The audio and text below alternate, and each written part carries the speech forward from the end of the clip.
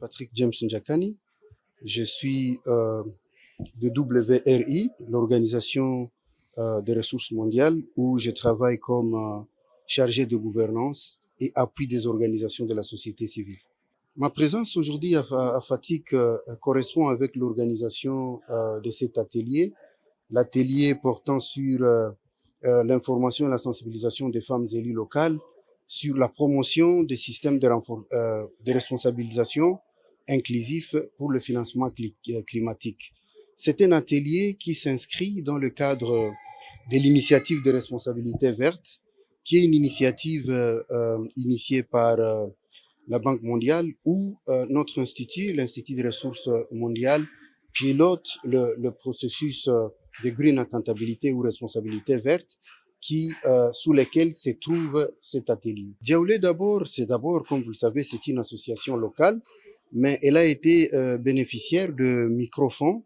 dans le cadre de l'initiative verte. Comme vous le savez, madame, le Sénégal, c'est un pays actuellement concerné par les changements climatiques, n'est-ce pas, qui bat, je dois dire, son plein. Nous avons par exemple les érosions côtières au Sénégal, nous avons la hausse des chaleurs. Il y a plusieurs corrélations autour de la question des changements climatiques. Et donc, avec l'association Diaoulé d'abord, nous avons évalué la possibilité, n'est-ce pas, de capitaliser certaines actions qui peuvent être faites au niveau local, dont les femmes, n'est-ce pas, sont leaders dans ces actions-là pour pouvoir répondre au changement climatique à travers des approches, n'est-ce pas, d'adaptation et d'atténuation. Vous savez que l'association Diaoulé d'abord, c'est une association locale qui a mis en place un projet, n'est-ce pas, assez intéressant dans le cadre de l'atténuation et de l'adaptation climatique, parce que nous avons été capables de travailler avec eux dans l'installation, n'est-ce pas, d'un groupe photovoltaïque, n'est-ce pas, pour la conservation de produits alimentaires, mais également la mise en place des pépinières d'arbres résilients dans le cadre du réchauffement climatique. Oui, en effet, peut-être pour le cas de Fatick n'est pas une exception, madame. Ce projet, comme je l'ai dit, c'est un projet inclusif et nous n'avons pas seulement été à Fatick, nous avons été à Joal. Là maintenant, nous allons aller également à Bambey. Nous avons été également à Thiès, où les organisations, comme je l'ai dit, de la société civile sénégalaise ont été appuyées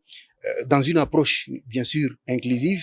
mais avec des orientations de projets différentes, mais cadrant avec les changements climatiques. La suite, nous allons mettre en place dans cette démarche ce qu'on appelle la communauté des pratiques. La communauté des pratiques, comme je l'ai dit, il y a des initiatives qui réussissent au niveau local. Vous et moi savons, n'est-ce pas, comme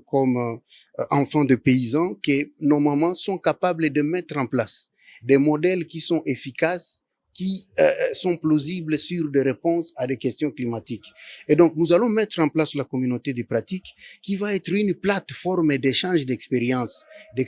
qui ont réussi en matière d'atténuation, n'est-ce pas, et d'adaptation au changement climatique. Je pense que la chaleur dont nous sentons ici, c'est un effet de ce changement-là. Il y a plusieurs démarches.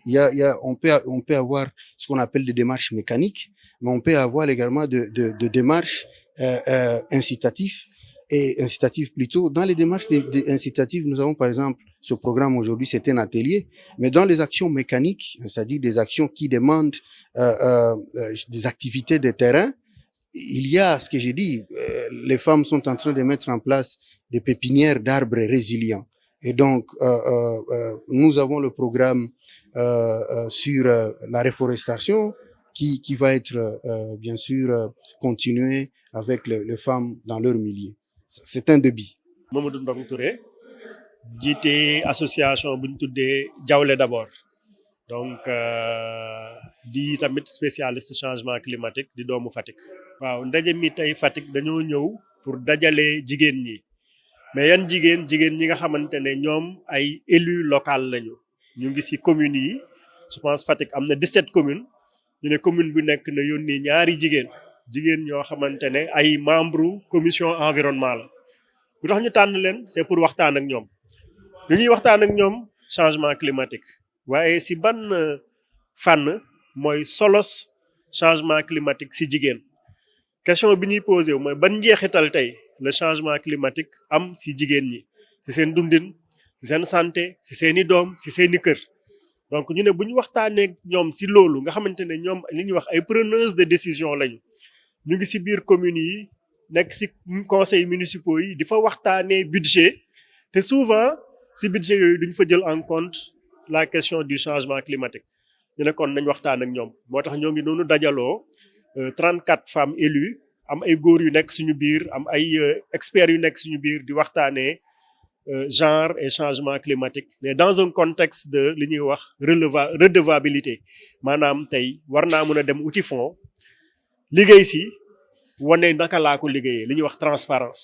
mais tamit ki nga xamante ne moom day jël décision mu mën a gis yéen li ngeen nekk di def ngeen rapporter ko au niveau le plus haut ki nekk au niveau le plus haut mën na tamit fekk si le niveau le plus bas ñu tasee loolu moom mooy ñoŋal loolu moom mooy indi développement. WRI yi dafa nekk W bi mooy monde le world le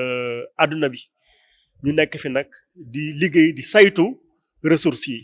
boo nee ressource mooy maanaam li ñuy dundee donc ñoom nag dañ ko bëgg a ñoŋal mais ni ñuy ñoŋalee dañuy woote appel à projet day mel ni concours ne képp koo am nga xalaat bu rafet am nga projet nga ñëw jongante ñu bokkoon si jongante boobu yaakaar naa recevoir nañ lu ëpp téeméer wala ñaar téeméeri projet ñuy saytu di saytu ba juróomi projet génn si pour Sénégal si juróomi projet yu projet Jawle bi si la bokk donc ñu jàpp ne war nañ mën a jàppale jigéenu Jawle yi ñu ñoŋal ñoom seeni capacité en matière de changement climatique lu tax après seen approche gën a neex mooy que dafa jóge si suuf di yegg si kaw loolu la tubaab bi di wax bottom up si suuf la jóge yegg si kaw ñëwuñu ne projet baa ngi ni mi dañoo laaj jigéen ñi lan mooy seeni soxla ñu ne si changement climatique bi de dañoo am tool lu ñu récolté mu yàqu suñuy loxo bu ñu amee ñam bu fanaanee frox ñu ne kon ñun tey bu ñu amoon ay chambre froide solaire amoon moulin amoon lii ak lii dinañ ko mën a gën a fësal changement climatique parce que ñu bëri boo leen di wax comme li nga posé sànq boo nee changement climatique ñu ne waaw naka lañ mën a def est-ce que ñun mën nañu wàññi tàngoor bi est-ce que ñun mën nañu waaw mën nañu ñoom ñooñu femmes yooyu reboiser nañ lu toll si 300 000 plants daaw ren jii nii tàmbali nañu mais ren dañu ne dañuy changer approche dañuy fexe jëmbat lu mel ni moringa dañuy jëmbat lu mel ni mango dañuy jëmbat lu mel ni citron parce que dañ bëgg maintenant passer un peu jóge si garab yi nga xam ne mooy yii di xeex tàngoor bi pour dugg si maintenant garab yi nga xam ne dañu amal njëriñ askan wi lu mel ni ñu mën a lekk daal meññeef comme on dit donc loolu moom mooy suñu stratégie de réponse daanaka jafe-jafe heure bu amee rek nit ñi dañuy commencer di xalaat naka lañ mën a defee face jafe-jafe boobu te tàngoor wi nii dëgg la problème la mais am na si yeneen contrées yoo xam ne day nekk opportunité parce que naaj bii ñu am tey mën nañ ko transformer def ko courant boobu dawal congélateur yi den suñu ay ñam donc si loolu noonu mooy li ñuy wax action concrète am na loo xam ne dañuy dolli xalaat dolli xam-xam mais loolu doo ko mën a natt doo ko mën a gis formé naa diw da nga gis rek muy dem mais xamoo ndax formation bi amal na ko njeexital waaye branchel naa ko congélateur moo ngay def ay glace di jaay wala moo ngi denc ñamam lu mun nit mën a teg loxoom la donc loolu moom mooy vraiment solos projet bi ñu rafetlu ko rafetlu aussi suñu àndandoo ak WRI vraiment am na solo trop mu ne am nañ projet Joal am Thiès am Saint-Louis am feneen ak feneen ñun ñi nga xam ne ñoo bokk projet mais dañ booloo mooy doole mais mbooloo mi c'est pour sottante xalaat moom dina ñëw ñu gis ne waa Jawle de ñoom ñu ngi si solaire bi ñu gis ne que waa Joal ñoom ñu ngi si mangrove bi ñu xool nu ko lañ leen di lëkkaloowee ku nekk di jàngee sa morom li ñuy wax ku nekk jàngee sa morom donc auto apprentissage dafa am solo leneen li am solo te madame le maire de Fatick wax ko léegi bi mu ñu recevoir mu ne yéen seen association tur bi daf ma neex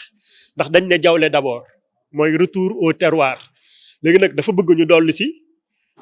Fatick ensuite puis Sénégal et après l'Afrique n'est-ce pas merci beaucoup